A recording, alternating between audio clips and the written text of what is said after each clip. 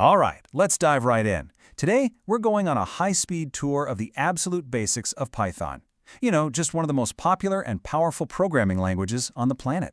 In the next few minutes, we're going to get you from zero to writing your very first program. So yeah, let's get this adventure started. Have you ever just looked at your computer or maybe your phone and thought, I wish you would just do this one thing for me? You know that feeling, that urge to just give it an instruction and have it listen perfectly? Well, guess what? That's it. That's literally all that coding is. It's not some crazy complicated magic. It's just learning the right words to tell a computer what you want it to do, one step at a time. It's a language, plain and simple, and you're about to learn your very first words. So with that in mind, let's get going. And don't think of this as some boring lesson. Think of it as a quest. And every hero starting a quest needs to get their first set of tools. Okay, first things first. Every good adventurer needs a toolkit. So let's open ours up and look at the absolute must-haves, the basic commands that you're going to build everything else on top of.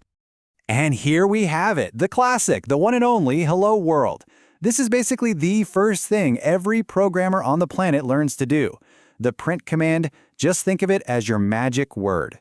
It tells the computer, hey, whatever I stick inside these parentheses, just display it on the screen. So when you type this, you are literally commanding the machine to say hi to the world. Kind of cool, right?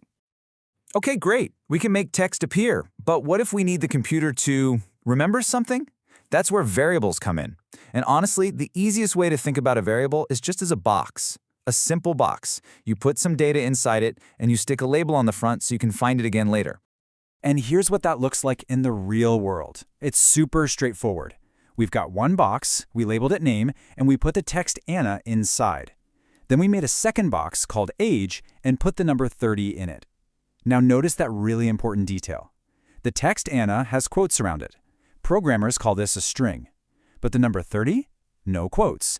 That's a huge deal, because that's how Python knows one is text and the other is a number. All right, let's take this up a notch and make our program interactive. We can do that with the input command. What it does is it basically pauses everything and just waits for the user to type something in. And whatever they type, it gets captured and stuffed into a variable for us, a brand new box we can use. So let's recap. We can show stuff, we can save stuff, and we can ask the user for stuff. Now it's time to make our code smart. This is the part where things get really interesting, where your program stops just following orders and starts to actually make decisions. So you're probably wondering, how does that even work? I mean, how can a bunch of text in a file actually make a decision? Well, it all boils down to asking a really simple what-if question. This is it, the if statement. Think of it like a fork in the road for your code. The program gets to this point and asks a question, like, hey, is the age 18 or older? If the answer is yes, if it's true, it goes down one path. But if the answer is no, it takes the other path, the else path. And just like that, our code can now handle different situations in different ways. It's a total game changer. Okay, but what if you need to do something over and over and over again? I mean, nobody wants to write the same line of code 100 times, right?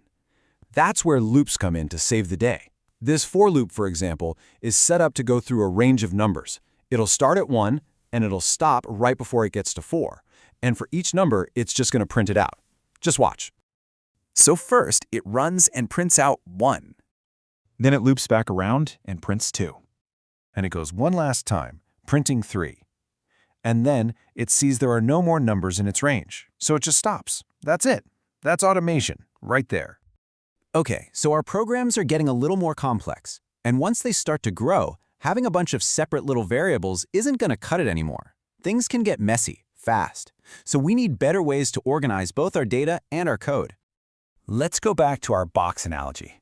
To handle groups of data, imagine instead of a single box, you have a box with a bunch of compartments inside, like a tackle box or something. That's a list. It can hold a whole collection of stuff.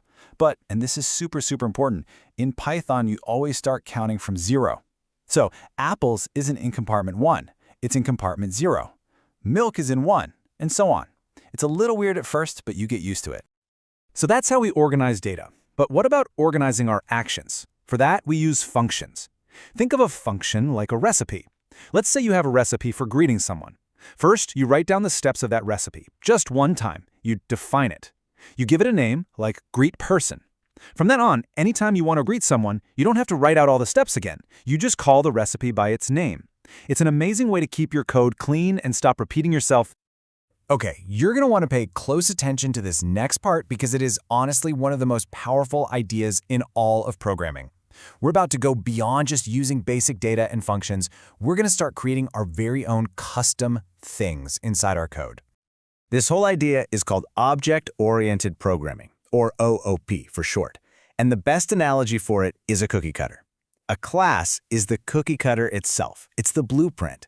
So our dog class defines what all dogs are like. They have a name, they have an age, they can bark, but the blueprint itself isn't an actual dog. An object, on the other hand, is the cookie you make with the cutter. It's a real specific dog, like our buddy Buddy here, made using that blueprint. And here's how that plays out in the code. That first line, dog1 equals dog, parentheses buddy, comma 4, that's us taking our dog cookie cutter and making a real dog named Buddy, who's 4 years old. Now that we have dog1, which is a real object, we can tell it specifically to do something that all dogs in our blueprint know how to do. So we can say dog1.bark. So we've covered a ton, how to build your own tools, your own blueprints. But I'm going to let you in on a little secret. Maybe the best secret in all of programming. You almost never have to build everything from scratch. See, the Python community is huge, and over the years, people have built these massive libraries of code called modules. You can just pull them right into your own project. They're like these pre-made toolboxes for pretty much anything you can think of. Need to do some crazy math? There's a module for that. Want to build a website? There's a module for that. Like here, if you want to pick a random winner from a list of players, you just import the random module and boom, you instantly get access to a new tool like random.choice. And believe it or not, that's basically it. I mean, we've gone from a simple hello world all the way to understanding the core ideas of classes and modules. You now have the fundamental vocabulary to actually speak the computer's language. You've got the tools, you've got the blueprints. So the only question left for you is, what are you going to build first?